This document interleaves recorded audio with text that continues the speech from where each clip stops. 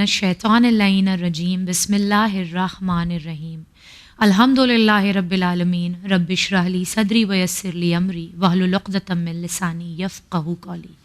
السلام علی الحسین وعلی علی ابن الحسین وعلی اولاد الحسین وعلی اصحاب الحسین. عزیز عزاداران امام حسین، السلام علیکم ورحمۃ اللہ وبرکاتہ. ماہ سفر یہ وہ ایام چل رہے ہیں کہ جب ساری کائنات میں ہر خطۂ ارض پر تمام عزاداران امام حسین مصروف ہیں اس سفر کے لیے کہ جسے سفر عشق کہا جاتا ہے. 20 سفر 40 امام حسین علیہ السلام ہر عزادار چاہتا ہے کہ ذریعہ امام حسین علیہ السلام پر پہنچ کر آپ کو آپ کے تمام عزیز و اقربا کا پرسہ دے سکے. آج میں سید نظر فاطمہ چینل ون پر حاضر خدمت ہوں آپ تمام کے پروگرام آداب زیارت لے کر، جہاں انشاءاللہ ہم کوشش کریں گے ان تمام پہلو پر گفتگو کرنے کی کہ جو ہماری زیارت کو بہتر سے بہترین بنا دیں. ہم میں سے کون نہیں چاہے گا کہ یہ زیارت نہ صرف ہم سے ادا ہو جائے، نہ صرف ہمیں اس کی توفیق ملے، بلکہ یہ بارگاہ معصومین علیہم السلام اور بارگاہ پروردگار میں قبولیت کا شرف حاصل کرے. بس اسی مقصد کے ساتھ ہم لے کر حاضر ہیں پروگرام آداب زیارت لے کر، اور اس گفتگو میں میرا ساتھ دینے کے لیے آج موجود ہیں خواہر تفسیر فاطمہ رضوی. السلام علیکم. وعلیکم السلام ورحمۃ اللہ. بہت بہت شکریہ آپ کا، جزاک اللہ، ہمارے ساتھ اس گفتگو میں موجود ہونے کے لیے. خواہر، اس سے پہلے کہ ہم یہ گفتگو کریں کہ زیارت امام حسین کی کیا فضیلت ہے اور اسے کس طرح سے انجام دیا جائے اور اس کے پہلے اور بعد کے کیا آداب ہیں، جیسے قرآن مجید میں بھی پروردگار عالم ہمیں سیر و سیاحت کا حکم دے رہا ہے کہ ہم سفر کریں اور اللہ کی خلقت، اللہ کی قدرت پر غور و فکر کریں. تو اس کے علاوہ کہ جہاں قرآن مجید میں حکم ہے، کیا ہمیں دیگر احادیث یا پھر روایات سفر کے متعلق یا سفر کی اہمیت کے متعلق ملتی ہیں؟ اعوذ باللہ من الشیطان الرجیم، بسم اللہ الرحمن الرحیم، وبہ نستعین وہو خیر وناصر ومعین. سب سے پہلے ابا عبداللہ الحسین غریب کی بارگاہ میں فریاد کروں گی کہ مولا ہم سب کو ظاہر بنا دیں، الہی آمین. راستے کھل جائیں اور ترستی ہوئی نگاہیں دیار حسین ابن علی کو دیکھ سکیں. الہی آمین یا رب العالمین. جیسا کہ آپ نے سوال کیا کہ سفر پہ جانے کے بعد سب سے پہلی چیز جو خود ہمارے متعلق ہمیں پتہ چلتی ہے وہ ہے خود غرضی. کیا بات ہے، ہم کتنے خود غرض ہو جاتے ہیں اور یہ خود غرضی پھر ابھر کر سامنے آتی ہے. اچھا، اسی لیے کہا گیا ہے کہ انسان کو پہچاننا ہو تو اس کے ساتھ سفر کرو. بے شک جب نبی کے خدمت میں ایک انسان نے آ کر اپنے دوست کی تعریف کی، جی وہ تو ایسا ہے، اور گواہی دی اس کی حسن کی اور اس نے اس کے حسن اخلاق کی، تو نبی نے کہا کہ تم نے اس کے ساتھ سفر کیا ہے؟ کیا بات ہے. اس نے کہا نہیں، میں نے تو سفر نہیں کیا اس کے ساتھ. کہا پھر تم اس کو نہیں پہچانتے. کیا بات، پھر تم اس کو نہیں جانتے. اگر کسی کو پہچاننا ہو، کسی کو جاننا ہو تو تم اس کے ساتھ سفر کرو. ایک انسان کو پہچاننے کے 2 ہی طریقے بتائے گئے. جی بالکل. یا اس کے ساتھ آپ سفر کریں یا آپ اس کے ساتھ تجارت کریں. اچھا، تجارت یا بزنس آپ اس کے ساتھ کریں یا اس کے ساتھ سفر کریں، تو آپ کو وہ انسان کیا ہے یہ سمجھ، اس کی حقیقت، اس کی حقیقت سمجھ میں آ جاتی ہے، اور انسان پھر اپنے خود غرضی کو پہچانتا ہے. مثال کے طور پہ ہم سفر کا آغاز جب کرتے ہیں، جی بس میں چڑھے، جی ہمیں وہی سمجھ میں آ جاتا ہے کہ ہم کتنے خود غرض ہیں، کیونکہ ہم دیکھتے ہیں کہ ونڈو والی سیٹ کون سی وہ ہمیں مل جائے. بالکل. ہاں، کہاں پہ اے سی کی ہوا بہت زیادہ آ رہی ہے، ہمیں وہاں جگہ مل جائے. باقی کھڑے رہتے ہیں تو کھڑے رہے، کسی کو کارنر کی سیٹ ملتی ہے، مڈل والی ملتی تو ملتی رہے، ہمیں جو ہے وہ ونڈو والی مل جائے. یہ عیب ہمیں سفر کے دوران پتہ چلتا ہے. مگر جب ہم دوران سفر جج کر رہے ہیں تو ضروری ہے کہ اپنے آپ کو جج کریں. بالکل. ہم دوران سفر دوسروں کو جج کرتے ہیں. اچھا یہ تو وہاں ممبئی میں تو اتنی اچھے سے ہمارے ساتھ رہتی تھیں، اب یہ یہاں پہنچنے کے بعد ایسی ہو گئی. اچھا تو یہ ایسی بھی ہیں. کہا گیا 3 لوگوں کو، یہی وجہ ہے کہ کہا گیا 3 لوگوں کو کبھی ملامت نہ کرنا. اچھا، اگر وہ جیسے ہیں اپنے اخلاق کے اپوزٹ اگر ان سے کوئی چیز کا مظاہرہ ہو جاتا ہے تو ان کو ملامت نہ کرنا. 3 لوگوں کو، ان میں سب سے پہلا کہا گیا وہ انسان جو روزے سے ہے. روزہ دار کو ملامت نہ کرنا اگر وہ اپنے اخلاق کے خلاف جا رہا ہے. یہ ایسے تو بڑے اچھے رہتے ہیں روزہ رکھ کے, پتہ نہیں انہیں غصہ کیوں روزہ آنے دار لگتا کیونکہ ہے. اس کی روٹین بدل گئی ہے, اس کے اٹھنے کا ٹائم الگ ہو گیا ہے, اس کے بیٹھنے کا ٹائم, سونے کا ٹائم الگ ہو گیا, اس کا کھانا الگ ہو چکا ہے, لہٰذا اب اس کا تھوڑا سا کمفرٹ زون سے باہر ہے وہ. جی, لہٰذا اس کو کبھی ملامت نہ کریں. دوسرا کہا وہ انسان جو بیمار ہے, کیونکہ بیمار انسان اکثر چڑچڑا ہو جاتا ہے, اس لیے بیمار انسان کی ملامت نہیں کرنی چاہیے. تیسرا کہا گیا مسافر کی ملامت نہ کرو. مسافر اس فہرست میں مسافر اس لسٹ میں آتا ہے کہ جس کی ملامت نہیں کرنی چاہیے, کیونکہ مسافر کا بھی روٹین پورا چینج ہوا ہے. کیا بات. وہ جس وقت سوتا تھا اسے اس وقت بیٹھنا پڑ رہا ہے, وہ جس وقت استراحت کرتا تھا اس وقت اسے چلنا پڑ رہا ہے, وہ جس وقت کھاتا تھا اس وقت اس کو کھانا نہیں ملا ہے, وہ جو کھاتا تھا وہ نہیں ملا ہے. تو معلوم یہ ہوا کہ آپ کو اگر کرنا ہے ملامت یا اگر جج کرنا ہے تو اپنے آپ کو کریں, دوسروں پر جج نہ کریں کہ یہ دیکھو یہ ایسے ہو گئے. نہیں, وہ مسافر ہے, آپ بھی مسافر ہیں. آپ اپنے آپ کو دیکھیں کہ آپ کتنا چینج ہو گئے سفر میں آنے کے بعد. اپنی حقیقت کو اپنی حقیقت ہمیں پتہ چلتی ہے دوران سفر. اسی لیے بار بار تاکید کی گئی کہ انسان ایک جگہ پر مقیم نہ رہے, وہ بار بار سفر کرتا رہے تاکہ اس کے اندر کے پوشیدہ عیب اس پر ظاہر ہو سکیں اور وہ ان پر کام کر سکیں. ابھی یوں کہا جائے کہ ایک شخص ہے جس نے ارادہ کیا ہے سفر کا, جو ابھی سفر پر نکلا نہیں ہے, اس نے ابھی ارادہ کیا ہے کہ وہ سفر پہ جانا چاہتا ہے. اس نے تاریخ طے کر لی کہ بھائی اس دن نکلنا ہے اور یوں فلاں فلاں طریقے سے جانا ہے. اب سفر سے پہلے اسے کن چیزوں کا خیال رکھنا چاہیے, کن باتوں کا خیال رکھنا چاہیے؟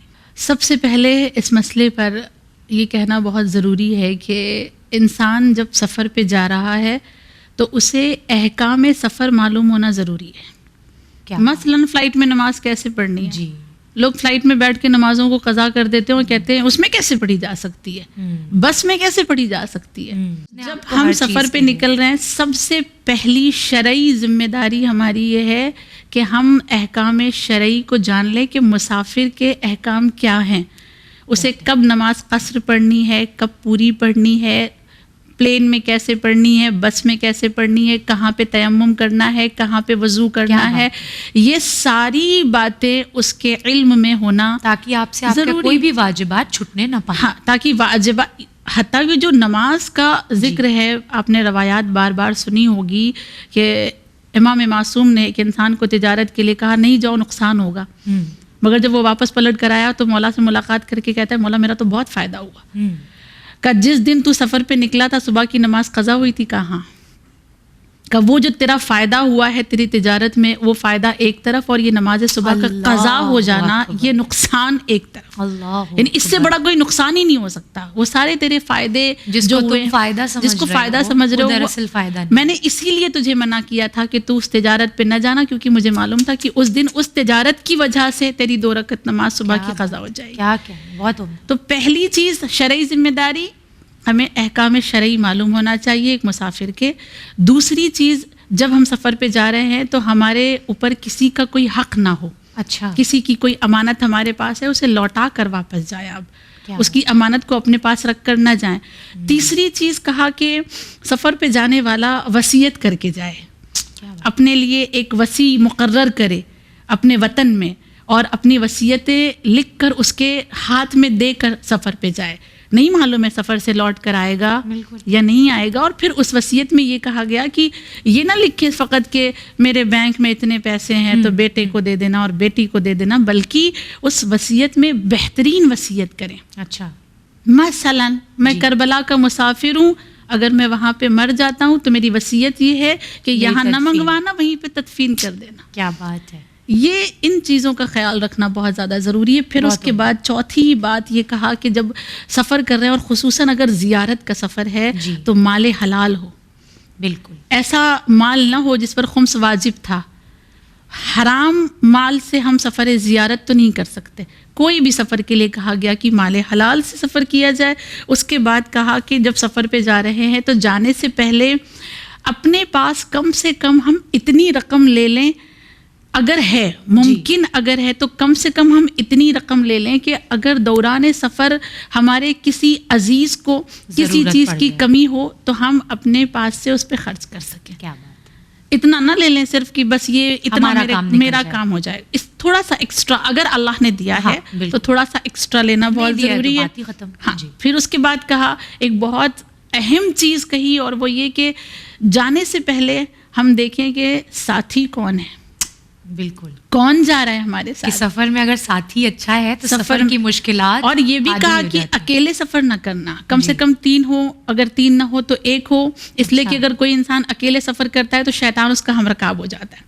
پھر شیطان کہتا ہے میں تیرا ساتھی ہوں، تیرے ساتھ کوئی نہیں ہے. تو لیکن جب ہم جا رہے ہیں سفر پہ تو ہم دیکھیں کون ہمارا ساتھی ہے. امیر المومنین کہتے ہیں سفر پہ جانے سے پہلے اپنے ساتھی کو دیکھو، گھر لینے سے پہلے اپنے پڑوسی کو دیکھو. یہ بہت زیادہ اہم ہے. پھر اس سفر کے ساتھ اگر کوئی گروپ جا رہا ہے تو گروپ کا لیڈر کون ہے، اس لیڈر کو بھی تو دیکھنا ہے کہ کون ہماری لیڈرشپ کرنے والا ہے، کس کے کہنے پر ہم چلنے والے ہیں، اس کا دیکھنا بھی بہت زیادہ ضروری ہے. پھر کچھ احکامات بتائے گئے کہ ہم جب سفر پہ جا رہے ہیں تو جانے سے پہلے صدقہ دیں. جی، صدقہ دینے کے علاوہ کہا گیا کہ جانے سے پہلے انسان کو چاہیے کہ جب وہ اپنے گھر سے نکل رہا ہے تو گھر سے نکلنے سے پہلے وہ آیت الکرسی پڑھے، 4 قل پڑھے، سورہ قدر پڑھے، اور سورہ قدر کے علاوہ سورہ آل عمران کی آخری آیات کو پڑھے. آخری چند آیات کو پڑھنے کے بعد وہ اپنے سفر کو جاری کرنے سے پہلے 11 مرتبہ سورہ توحید پڑھے. اور سورہ توحید پڑھ کے اپنے ہاتھ کو اپنے پورے جسم پر پھیرے. تو پھر انشاءاللہ وہ سفر پہ جب جائے گا تو اس کا سفر عافیت کے ساتھ ہوگا، خیر کے ساتھ ہوگا. اور پھر ایک اور بہت اہم چیز کی طرف اشارہ کیا گیا کہ جب ہم سفر پہ جا رہے ہیں تو سب سے ضروری یہ ہے کہ اگر سفر ہمارا زیارت کا سفر ہے تو ہم اپنی نیت درست کریں. بہت عمدہ. نیت کا درست ہونا ضروری ہے. چھٹیاں ہیں، کوئی کام نہیں ہے، کہیں جانا ہی تھا، کہیں سیر پہ جانا ہی مل جائے گا، سیر بھی ہو چلیں ہم کربلا ہی چلے جاتے ہیں. یہ جو نیت ہوتی ہے نا، بہرحال اس میں اجر ہے، بالکل اللہ کے پاس اجر کی کمی نہیں ہے، مگر اجر ہے بالکل. لیکن نیت درست نہیں ہے. نیت کا درست ہونا بہت زیادہ ضروری ہے. پھر کہا گیا کہ سفر پہ نکلنے سے پہلے وہ جتنی بھی سفر کی دعائیں ہیں ان کو پڑھ لے انشاءاللہ، اور اللہ کا شکر ادا کرے کہ اللہ نے تمہیں مسافر بنایا. سبحان اللہ. یہ ساری باتیں جن کا خیال رکھنا ایک مسافر کو سفر پہ جانے سے پہلے رکھنا. جزاک اللہ خیر. یہ وہ تمام باتیں تھیں کہ جن کا خیال ایک مسافر کو سفر کرنے سے پہلے، ارادہ جب وہ کر چکا ہے سفر کا، تو سفر کرنے سے پہلے ان چیزوں کا، ان تمام چیزوں کا اسے خیال رکھنا ہے. اب بات آتی ہے دوران سفر. ہم بالخصوص یہاں زیارت کی بات تو بہرحال کر ہی رہے ہیں، لیکن اگر کسی بھی سفر کی بات کی جائے تو دوران سفر وہ کون سی تمام باتیں ہیں یا وہ کون سی تمام چیزیں ہیں جن پر انسان کو اپنی توجہ رکھنی چاہیے؟ دوران سفر کے لیے سب سے اہم چیز ہے کہ ہر وقت ہماری زبان پر ذکر الہی ہو. جب تک ایک انسان مسافر ہے اسے چاہیے کہ وہ ذکر الہی کرتا رہے. جس زمین پر پہنچے، جہاں پہنچے، جس علاقے پہ پہنچے 2 رکعت نماز پڑھے. اچھا. حتیٰ یہاں تک کہا گیا کہ آپ اگر اپنے وطن سے کسی دوسرے علاقے میں، دوسرے شہر میں پہنچے ہیں تو اس سے پہلے کہ آپ کا سامان آپ کے بس میں سے اتارا جائے یا جو بھی آپ جس چیز سے بھی گئے ہیں اس سے آپ کا سامان اتارا جائے، آپ پہلے 2 رکعت نماز پڑھیں. اللہ اکبر. مگر یہ کیسے ممکن ہے خواہر؟ اسی لیے تو کہا گیا نا کہ دوران سفر انسان کو چاہیے کہ وہ باوضو رہے. وہ باوضو رہے. اگر وضو کرنا ممکن نہ ہو اس کے لیے تو پھر وہ تیمم کرے، مگر ہر زمین پر 2 رکعت نماز پڑھے. اس کی وجہ یہ ہے کہ جس زمین پر ہم نے سجدے کیے ہیں وہ زمین روز محشر گواہی دے گی کہ یہ سجدہ گزاروں میں ہے، یہ عبادت گزاروں میں ہے، اور ہر زمین پر سجدہ کرنا چاہیے. اس کے بعد یہ کہا گیا کہ دوران سفر ہمیں اور آپ کو دوسروں کی دی ہوئی اذیت پہ صبر کرنا ہے. دوران سفر اذیت بہت دی جاتی ہے اور بہت ملتی ہے اذیت، بعض اوقات کسی کے جملوں سے، بعض اوقات کسی کے بیہیویئر سے، طنز بہت ہوتا ہے، باتیں بہت ہوتی ہیں، اور بالخصوص ایسے دور میں جہاں ہم اسلام و فوبیا کے درمیان جی رہے ہیں. لوگوں کے درمیان اسلام و فوبیا ہے، شیعہ فوبیا ہے. تو اس طرح ہمیں سب سے زیادہ دوسروں کی دی ہوئی اذیت پہ صبر کرنا بہت زیادہ سخت ہوتا ہے. اور اس کے علاوہ یہ کہا گیا دوران سفر انسان کو چاہیے کہ وہ روزانہ رات میں جب تک وہ مسافر ہے روزانہ رات میں اسے چاہیے کہ وہ آیت الکرسی پڑھے. اچھا. اگر وہ روزانہ جب تک وہ مسافر ہے آیت الکرسی کی تلاوت کرتا ہے تو پھر وہ اور اس کا سامان دونوں اپنے وطن آتے وقت تک سلامت رہتے ہیں, محفوظ رہتے ہیں. یعنی ایک طرح سے کہہ دیا جائے کہ ان کو ایک شیلڈ مل جاتی ہے, سلامتی کا وظیفہ مل جاتا ہے. پھر اس کے بعد یہ کہا گیا کہ جب ہم دوران سفر اپنے ساتھیوں کے ساتھ ہیں تو کوشش کریں کہ ہر کسی سے مسکرا کے ملیں. بہت سخت ہے. پھر اس کے بعد ایک بہت اہم چیز کی طرف اشارہ کیا گیا کہ اپنے ساتھیوں کو آفر کریں, جو کچھ بھی آپ کے پاس ہے وہ اپنے ساتھیوں کو دیں, اور اچھا ان کو زیادہ دینے کی کوشش کریں, اچھا ان کو دینے کی کوشش کریں. جو بچے یا جو اچھا نہ ہو ہماری نظر میں وہ ہم رکھیں. نبی کریم کی عادت یہ تھی کہ نبی سفر کے دوران جب مسواک وغیرہ کی بات آتی تھی اور مسواک لایا جاتا تھا, نبی دیکھتے تھے کہ ایک مسواک بہت سیدھا سا ہے, ایک لکڑی مسواک کی سیدھی ہے اور ایک لکڑی ٹیڑھی میڑھی ہے. تو جو سیدھی والی ہوتی تھی وہ اپنے ساتھیوں کو دیتے تھے اور ٹیڑھی والی نبی خود رکھتے تھے. پھر یہ کہا گیا کہ ایک مسافر دوران سفر 3 چیزوں میں اپنے ساتھیوں پہ فوقیت حاصل کرنے کی کوشش کرے. اچھا. 3 چیزوں میں. سب سے پہلی چیز اس میں ہے خاموشی. واہ. مسافر خاموش رہنا اس کے لیے ایک سخت ہے. ایسا نہیں ہے کہ خاموش رہنے کا معنی یہ ہے کہ ہنسی مذاق نہیں کرنا ہے, کر سکتے ہیں, لیکن بعض اوقات ایسے ہنسی مذاق ہو جاتے ہیں دوران سفر کہ جو اللہ کی ناراضگی کا سبب بنتے ہیں اور دوسروں کو اذیت بھی دیتے ہیں. لہذا خاموشی پہ فوقیت حاصل کریں دوسروں سے. دوسری چیز کہا عبادتوں پہ فوقیت حاصل کریں دوسروں پہ, اپنی نمازوں پہ. تیسری چیز کہا سخاوت پہ فوقیت حاصل کریں. یہ 3 چیزیں ایک مسافر جب لوگوں کے ساتھ سفر کر رہا ہے کوشش کرنی چاہیے کہ وہ ان 3 چیزوں میں دوسروں سے آگے نکل جائے. کیا بات ہے. یہ بہت زیادہ اس پر زور دیا گیا ہے, چاہے وہ سفر حج ہو, چاہے وہ سفر زیارت ہو, چاہے وہ یوں ہی کوئی سفر ہو. سخاوت میں وہ فوقیت لے جائے. اور ظاہر سی بات ہے جب اہل بیت سخی ہیں تو اہل بیت کے چاہنے والوں کو بھی سخی ہونا چاہیے. سخی دربار میں جا رہے ہیں, امام حسین جیسا سخی کون ہو سکتا ہے, جب اس کے دربار میں جا رہے ہیں تو ان کے زائرین کو بھی سخی ہونا چاہیے. اور آخر میں یہ کہنا چاہوں گی کہ دوران سفر انسان کوشش کرے کہ وہ اپنا کام خود کرے. کیا بات ہے. دوسروں کے لیے زحمت کا سبب نہ بنے, وہ اپنا کام خود کرے, دوسروں سے اپنا کام نہ لے کہ کھانا کھانے جا رہی ہوں میرے لیے بھی لے آنا. کیا بات ہے, کیا بات ہے. اپنے کپڑے دھونے جا رہی ہوں میرے بھی پڑے ہیں دھو دینا. بہت بہتر. اپنے لیے کچھ سامان لینے جا رہی ہوں میرے لیے بھی لے آنا. یہ نہ کریں. نبی کی خدمت میں حج کر کے کچھ مسافر واپس آئے. اچھا. عادت ہوتی ہے نا سفر سے واپس آنے کے بعد داستان سفر سنانے کی. جی.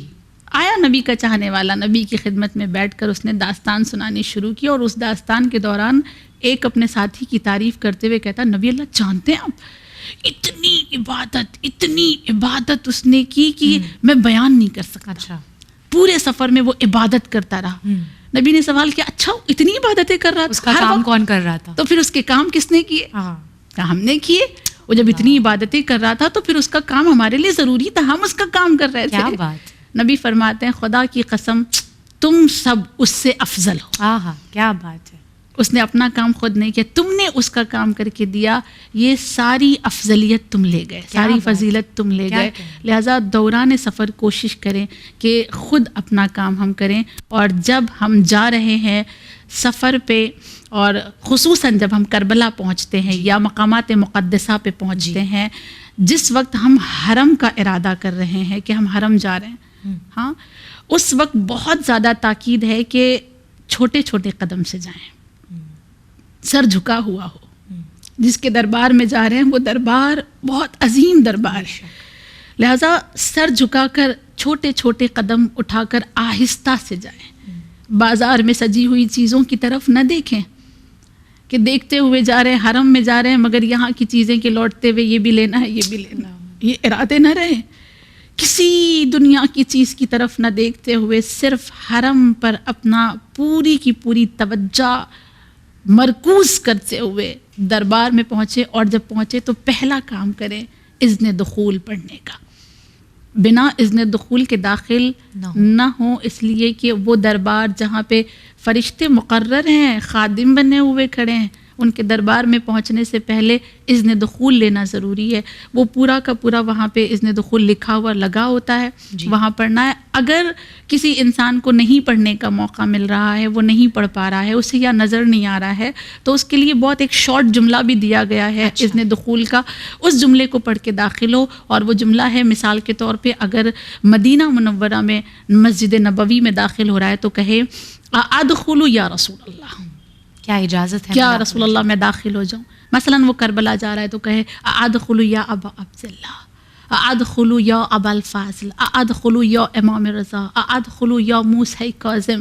یہ جملے استعمال کر کے چلا جاؤ. پھر یہ سوال پیدا ہوتا ہے کہ ہم تو کربلا میں 4 دن مثلاً رہنے والے ہیں, تو کیا جتنی بار ہم حرم جائیں گے اتنی بار اذن دخول پڑھنا ہے؟ بالکل. علماء نے کہا کہ بہتر ہے کہ آپ جتنی بار جائیں اتنی بار پڑھیں, وگرنہ اگر صرف ایک بار پڑھ لی ہے اور طویل والی پڑھ لی ہے کافی ہے, تو پھر وہ کافی ہوتی ہے. اور پھر دوسری بار جتنی بار آپ جا رہے ہیں ادخلوا یا ابا عبداللہ, اور سلام کرتے ہوئے مولا کے حرم میں داخل ہوں. یہ دوران سفر کی جو باتیں ہیں ان کا خیال رکھنا ہمارے لیے سخت ضرورت ہے. بہت عمدہ خواہر, جزاکم اللہ. اور ہماری جانیں قربان ہو جائیں اس دین پر بے شک کہ اس نے کوئی پہلو چھوڑا نہیں. یعنی کہ سفر جس کو ہم بعض دفعہ سوچتے بھی نہیں ہیں کہ کوئی ایسی اہمیت رکھنے والا یہ کام ہے کہ بھئی ایک جگہ سے دوسری جگہ جا رہے ہیں, درمیان میں کیا ہی ہو جانا ہے, اس کے لیے بھی کتنا خیال رکھا ہے پروردگار نے کہ ہمارا اخلاق مکمل ہو, ہماری ذات سے کسی کو اذیت نہ پہنچے, ہماری ذات کو ہم سے اذیت نہ پہنچے. اور بس اللہ ہم سب کو توفیق دے کہ ہم بھی حرم پہنچیں, اذن دخول لیں اور مولا کی بارگاہ میں اپنا سلام عرض کر سکیں. جزاکم اللہ خیر. عزیزان محترم, یہ تھا ہمارا پہلا ایپیسوڈ آداب زیارت کے سلسلے کا, دی ایٹیکٹس آف زیارت, کہ جہاں ہمیں ایک طویل سفر نہ صرف طے کرنا ہے بلکہ پوری کوشش کرنی ہے کہ اس سفر کے دوران ہمارا ایک ایک قدم صرف اور صرف ابا عبداللہ کے لیے ہو, ہمارا ایک ایک عمل, ہماری ہر حرکت صرف اور صرف قربت الہی کے لیے ہو, قربت امام حسین علیہ السلام کے لیے ہو. اللہ ہمیں توفیق دے کہ ہم ان تمام باتوں کو نہ صرف سنیں, نہ صرف بیان کریں, بلکہ پوری خلوص نیت کے ساتھ ان پر عمل پیرا ہو سکیں. انشاءاللہ ہم دوبارہ حاضر خدمت ہوں گے اس سلسلے کا اگلا ایپیسوڈ لے کر. تب تک کے لیے میں سید نظر فاطمہ لیتی ہوں آپ تمام سے وداع. دیکھتے رہیے چینل ون. فی امان اللہ.